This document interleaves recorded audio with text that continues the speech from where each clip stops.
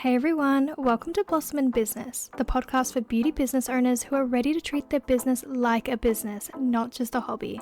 My name is Monique and I'm a Melbourne-based salon owner and educator, and I'm here to help you grow your income, attract the right clients, and build a business that's actually sustainable. So if you're in the beauty industry and you're ready to level up your mindset, your marketing, and the way that you run your business, this is the podcast for you. I hope you love this episode. Now let's get into it. Hey everyone, welcome back to the podcast. If you're fully booked, working long hours in your salon, but you're still not making the money that you thought you would, this is the episode for you. Because today we're talking about how to scale your salon and increase your income without working more hours. Today is a very special episode of the podcast because we actually have our very first guest speaker, and this is Kate from KR Beauty Academy. She actually used to be in the beauty industry herself, and now she helps beauty business owners make more money and scale. So welcome to the podcast, Kate. Thank you so much. I'm so excited to be here.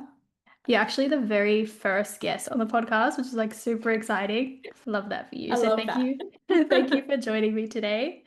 So I know you have some amazing tips for everyone on the topic that we're going to be talking about today, but I'd love for you to talk about kind of how you started and kind of what you're doing now. Yeah, for sure. I guess my journey started a long time before I even got into the beauty industry, and I didn't even realize it. So I'm going to go back a little bit to Yeah. actually when I was 15 years old. And I started working at the local gym. I literally got like a part-time job there, was just working Fridays and Saturdays. And I was learning all things business that I did not know was not normal to learn. So inside of the gym, I was learning about sales. I was on a commission structure. So I was learning how to essentially drive more revenue and business, or yeah, more revenue and more profit into the business and not just bring people in the door. Yeah. Which obviously brings me to today where I am. Fast Yeah. forward, I think I stayed with that company for about 6 years. And I worked my way up through the ranks into head office, and I loved it until I got to head office. And I was just like, I am not an office corporate 9 to 5 girly. I need to be yapping all day, Yeah. and talking to everyone, which is what I was doing in the gym as well. So kind of always been interested in beauty. And I was like, yeah, I think I want to do lashes. I was that weird client that would like research things when I got home after the client or after the lash tech would talk to me about it. So I felt like I knew a lot about lashes and I wanted to do it, but I was just like, no, it's not a good job. I have a really good job in the corporate world. I'm making so much money here. Why would I leave that? And fast forward to COVID, which is the craziest time. Literally, so many people around me were getting stood down. I think 3 people in my team got stood down. And I was just like, I want to get stood down. Like, I don't want to be here anymore. And that night, I just decided, I was just like, yeah, I'm not doing this anymore. So I did stay at my corporate job during COVID, but I Yeah. also enrolled into online lash and brow courses that night. Could not afford them at all. Like I literally did it on Afterpay and I knew the payments would decline. But I signed up and yeah, the rest is history, I guess. Fast forward 6 years or 7 years now. I yeah, I got into it. I within 3 months of the doors opening back up and like lockdown stopping, I left my full-time job and I got fully booked out that first month that I went full-time. I it's so funny because I remember sitting there and I was like, all you need to do is just cover your bills in that first month. If you can do that, you're laughing, but don't put that much pressure on yourself either. Like you've got a year's worth of savings there. And Yeah. I remember I'd like worked it all out. And I was like, okay, I need to make $6,000. It's going to cover my business bills. It's going to cover like my personal expenses as well. I'll be laughing. I made 6,032 that first month. And I was like, okay, like I can do this. This is going to be so good. And then from there, it was just upward growth. And yeah, I mean, how much do you want to know? We could probably go on forever, honestly. Yeah. That's so good because I feel like everyone, unless they've come straight out of high school and no job, they've all had some sort of experience either in sales, like working retail or something like that, or they've Yes, worked in some sort of office job and they're like, ugh, I'm over it, over working for someone else. And a lot of people not have a full-time job and then realize like, oh, I don't want to do this anymore. And then that's where they pivot into beauty. So I feel like that's like so relatable. yeah, definitely. What would you say was like the biggest turning point for you when you realized you needed to shift how you first started running a business to kind of where you at the later stages of having your salon in order to earn more money? Yeah, for sure. I guess the big thing for me was it's very common in the beauty industry, like that whole hustle culture. And it was Yeah. like, get more clients in the door. The more clients you see, the more money you're going to make. And I was definitely one of those lash techs. Like I was doing like 6 or 7 days a week, 12-hour days, and not having a lunch break. Yeah. And it got to the point where I was definitely starting to resent my business and what I had built. Like the money was awesome. But I was just like sitting there at the end of the day and I was just like, why am I doing this? Like, I have a migraine again. I haven't eaten again. I've got to be up in 6 hours. Like, what am I doing? And a big thing for me was I had got with my partner. This was 3 years into having my business. And we moved in, and he kind of said to me, he was like, why do we live together if I don't see you? Like, what is the point of us like seeing each other and whatnot? And I was just like, yeah, like whatever. I'm just building my business. It's how it is. And then a couple of weeks later, I came home from work one night. It was 10 o'clock. I hadn't eaten. God bless him, he cooked me dinner. And I was like eating my dinner cold, having a shower, and I was like, yep, see you tomorrow, got to go to bed. And I just like sat there and I was just like, no, I'm not going to work tomorrow. I'm not doing this anymore. And that was literally my biggest turning point. It was like that simple. I think I took the next 3 days off work. I had staff, so they covered me, which was amazing. Thank God. And I literally, the following week, I was like, we're changing everything. I'm not doing this anymore. So I went down to working 3 days a week. And that's what allowed me to kind of actually like stop and slow down and start to look at my business. And it brought me back to my roots that I was talking Yeah. about earlier in my career or other career, where I was just like, I know all of this valuable stuff. Why have I not applied it to this business? Like, why do I not even know my numbers? Like, I have no idea what my average service price is. I have no idea if I'm even profitable, let alone my staff members. Like, what the am I doing? So that was definitely my turning point. Yeah, I feel like I kind of go through the same thing where I'm like, now that I'm educating now, I'm like telling like my students, like, you have to look at the numbers, you have to do this, you have to do that. And then I'm like, wait a minute, when did I do that? Like I was literally doing that today, which is crazy. But I feel Yeah. like how you like first started and like how you got there is so relatable because I feel like people they see the money start to come in and then they start working more and more hours because they're making money, but they're not making enough, even when they're fully booked. And that's Yes. when they add so many more hours and they end up super burnt out. So obviously you've experienced that before. So is that kind of what shifted you to start educating and teaching? Yeah, definitely. I think when I first started educating, truth be told, I think I got into it for the wrong reason. I think, like many other beauty business owners as well, they've been in the game for a while, they're on their tools, they've mastered their craft, or they're doing quite well. And it's just like, of course, that's the natural next step. Everyone's doing it. Of course, I'm going to do it. Yeah. Um, but I had no game plan myself. I just thought more income, this is going to be good. It's going to reduce my like work or my time on the tools. Had no idea what it was going to take to actually build my education and my like academy. But for me, I guess where I had my real turning point with education was once I had fixed up and cleaned up my own salon and my own backyard. It wasn't until a year or two after that that I was just like, rather than doing beginner courses and going that path with education like everyone else does, because I thought that's what I was meant to do, why am I not sharing my skills and my experience that has actually just completely turned my business around and made me the success? And I kind of at that point realized that I had a bit of a gift that wasn't very common because in the beauty industry, we're always taught skills. We're always taught those beginner skills, but we're not taught how to run a business, which essentially is the most valuable asset when we're in the industry or with our businesses. Yeah, I feel like a lot of girls in beauty think that teaching is like the next step. And whenever they want like quick money, they're like, I'm just gonna start teaching. And like literally from like Guilty. starting that myself, I'm like, I have been like cut to cut down my hours to like even try to make some sort of course or anything. Like you actually Yeah. make less when you're like still building it up. So it's definitely not like easy money. Like anyone watching No, that's like, I want to start teaching because I want money. It's definitely not easy money whatsoever. But yeah, I feel like a lot of people think that they have to start teaching is like the only way to actually get more money from their business. So what do you for think are sure. some of the more underrated ways that people can actually make money in their salon as someone that's like a sole trader? For sure. So I think number one is packages.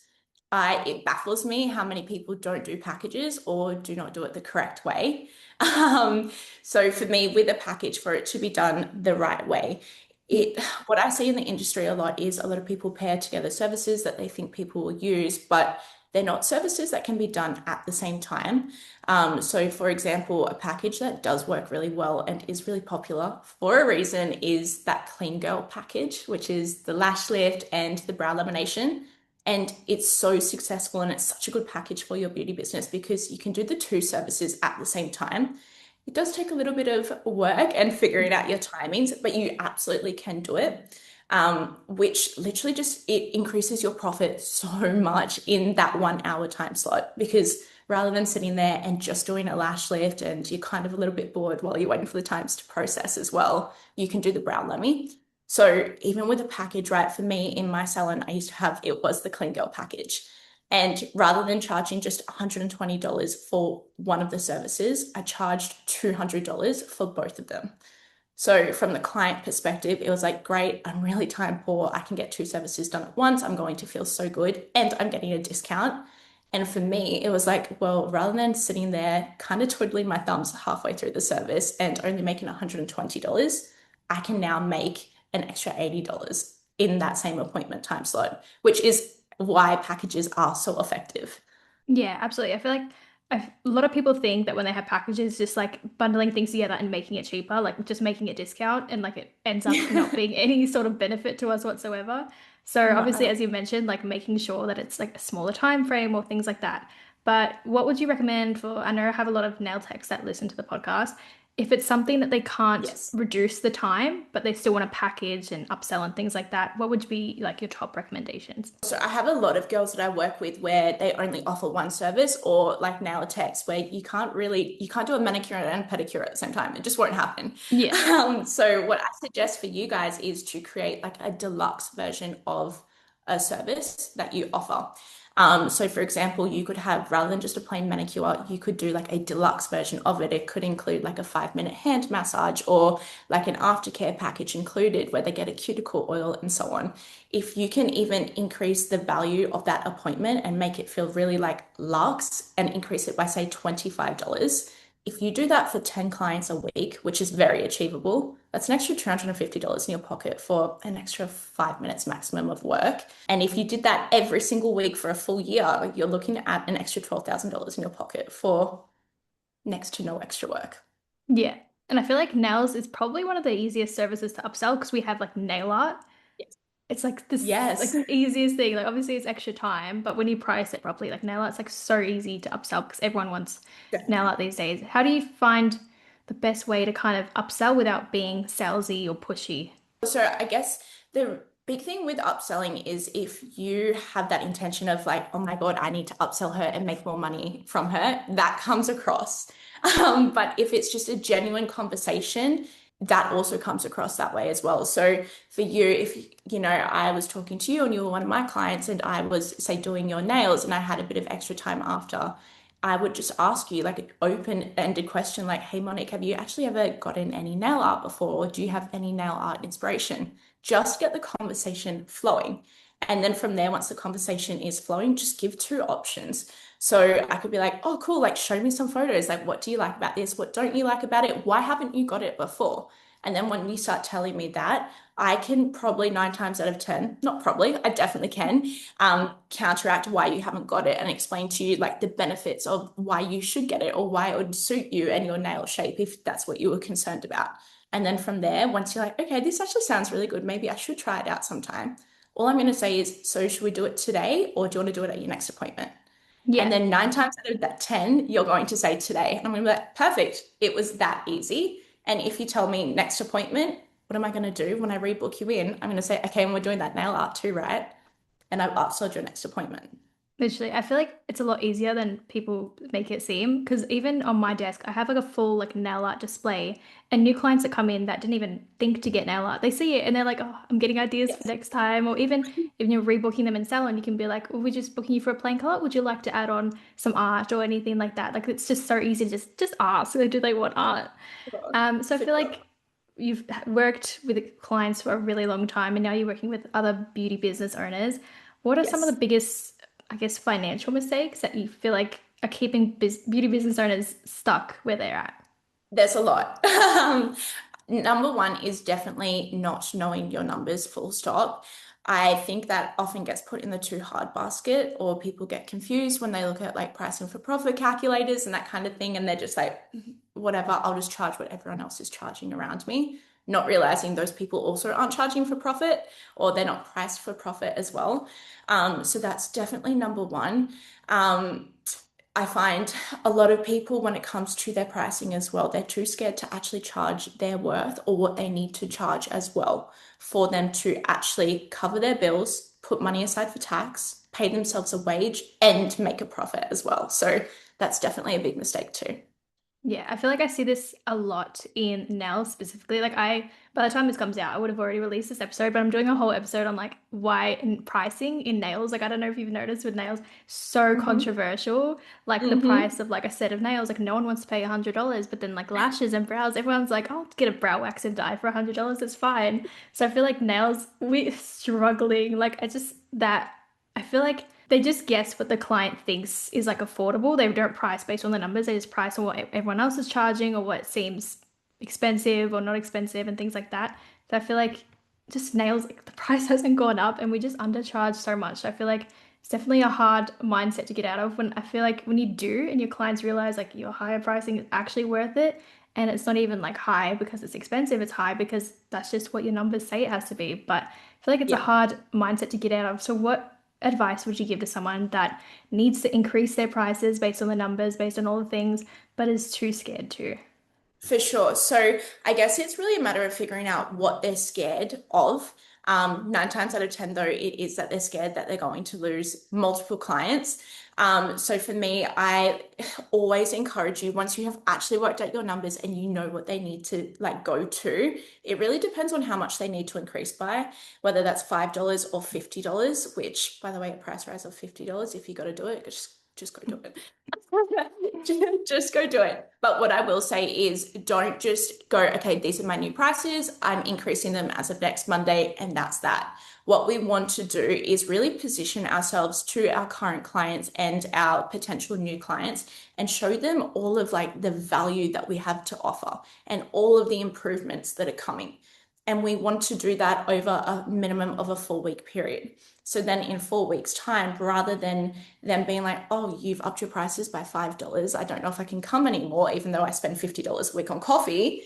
They're going to be like, do you know what, Monique? It's about time you up your prices. I've been waiting for you to. So it's all about perception. Perception is reality at the end of the day. The more that you can show the value and what you're pouring into your business, the more people will pay. Yeah. What advice would you give to people that they're in the process of like increasing their prices and they're fine to change it on their booking system, all the things, but when their existing clients come back in, they're so scared they end up discounting it and doing all the things. What would you recommend for someone that's just heavily discounting, or maybe like for example nails, like they book an art and they don't get art, or maybe they book a brow wax and dye and they say, oh, I just want them waxed today, like things like that, and you just end up discounting it. For sure. So the big thing with discounting is it's so sneaky. Like people don't realize how much it affects us. And I always relate it back to lashes, but let's relate it back to nails today. So say if you do a French tip on someone and that's meant to be an extra $35, for example, but you decide not to charge them because you feel bad charging them, or they're a really long-term client, or you just had a really good appointment with them and it just feels really awkward, which I've definitely been guilty of doing in the past. That's $35 that you've lost there from that appointment, and a one-off, it doesn't sound that bad. But for us, I know that we fall into that trap because it doesn't sound that bad, that it's just $35 here or there. We end up doing it 3 or 4 times a week, which is over $100 lost. And then if we do that 3 or 4 times a week for a full month, we're looking at $420 that we're losing. So Yeah. like over a year, that's over $5,000 out of our pocket, which for many of us, that is at least 50% of 1 month's worth of revenue, which that hurts when you put it like that. So we need to stop it. Yeah, I feel like in my salon, when I first started taking like nail clients and they didn't know if they wanted art or not, like a month in advance, I'd be like, just book the art. Like, it doesn't matter if you don't get it on the day. But then now it comes to the point where the days come and they've got 40 minutes an hour booked in for like 40 something dollars. And they're like, oh, I just want to play in color. So now I've kind of tried to like train my clients, like just go online and change it. Like just give me some notice because someone else can take that spot. Or like you could even just charge them some of that time, like maybe have it into the policies as well, like as that, like it's an actual cancellation. And I Yeah. feel like that would deter clients from booking in art and then not wanting it and all of that kind of stuff. So I'm 100. definitely guilty of that as well. What advice would you give to girls that have a salon, they're fully booked with clients, they don't want to work more hours, but they do want to actually earn more money? Yeah, for sure. So there's a couple of routes that you can go down as well. Obviously, you can go down the whole staffing route, but a big thing that is really under leveraged for me, or I find in beauty businesses, is how effective or how good selling retail is in your business when you sell it right. Yeah.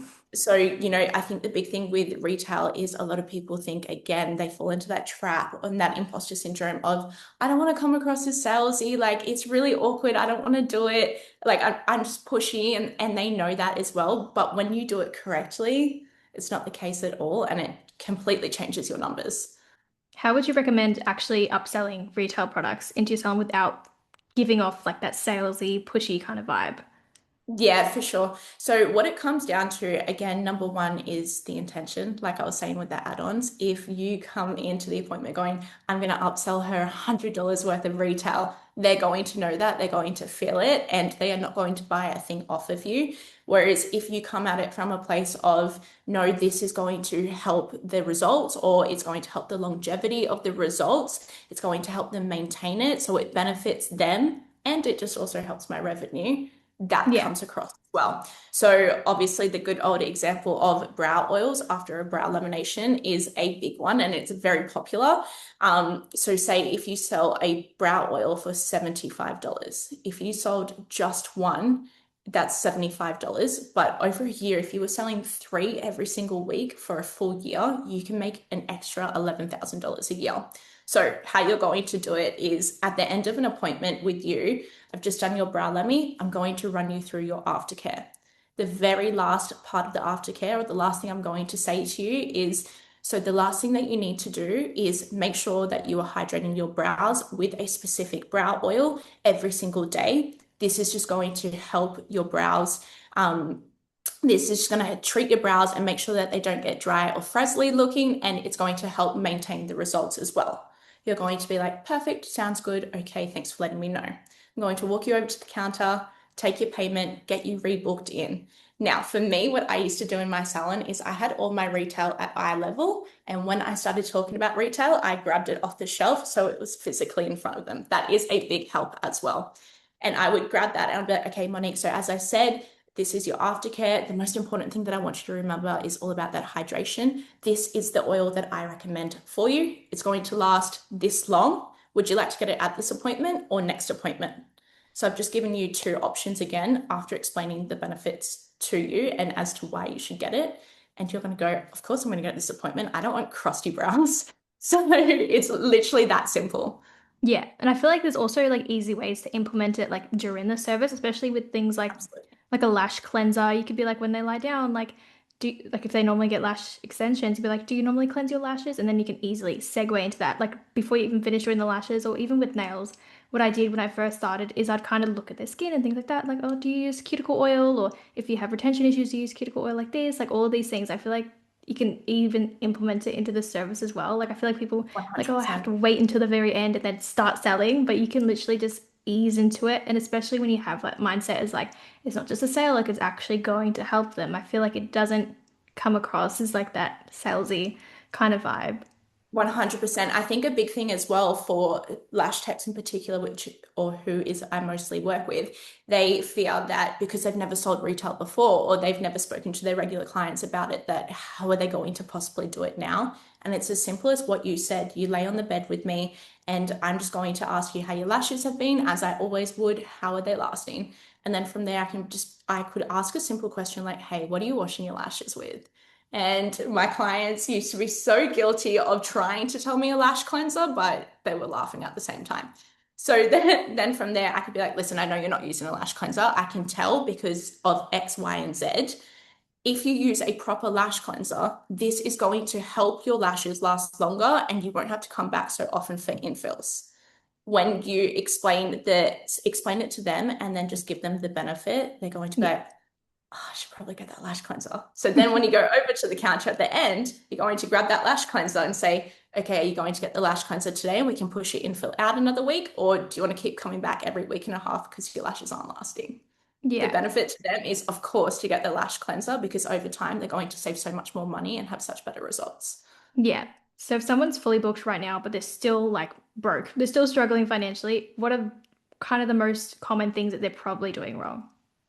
Number one is definitely pricing for profit. I can nearly guarantee straight off the bat they are probably not pricing for profit. But number two is their money leaks. They are probably leaking out just as much money as they are bringing in. And every time they add a client to their diary, they're just pushing more money out rather than retaining it. So you need to get really clear on your money leaks, where they are, and how to plug them before you do anything else. So this seems like something that I know you help your students with a lot. So if you'd love to touch on how exactly you support your students going through this kind of thing. Yeah, so I have what is known as Beauty Business Breakthrough, and that is my Salon Success program. There's different levels of support depending on where you're at and where you need to go or how quickly you would like to get there.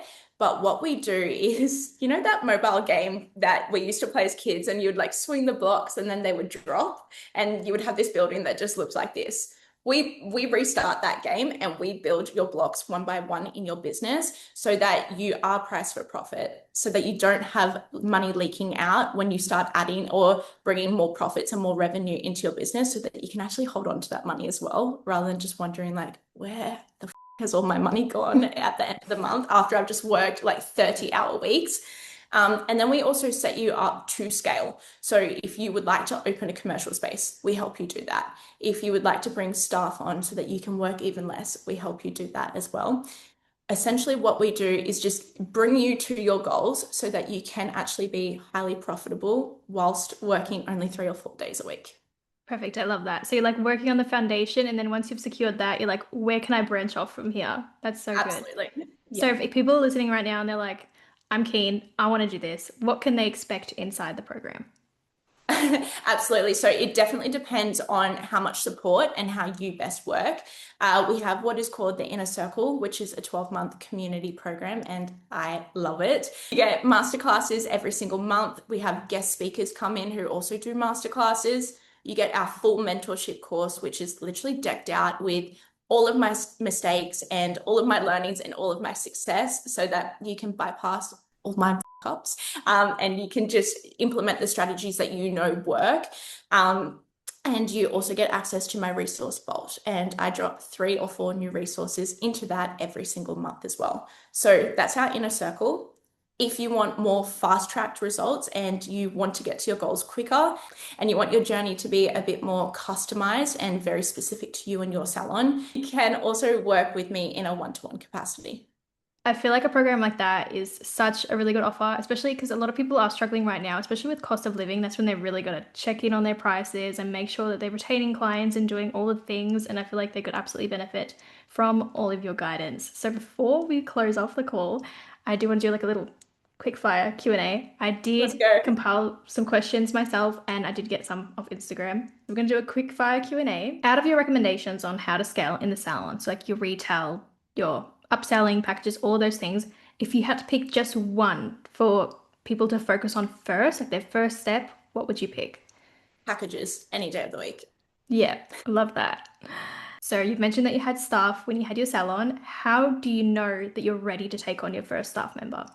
So hiring staff was definitely one of those things that I did absolutely backwards. I just hired someone, hoped for the best, and learnt as I went. Definitely not the way to do it.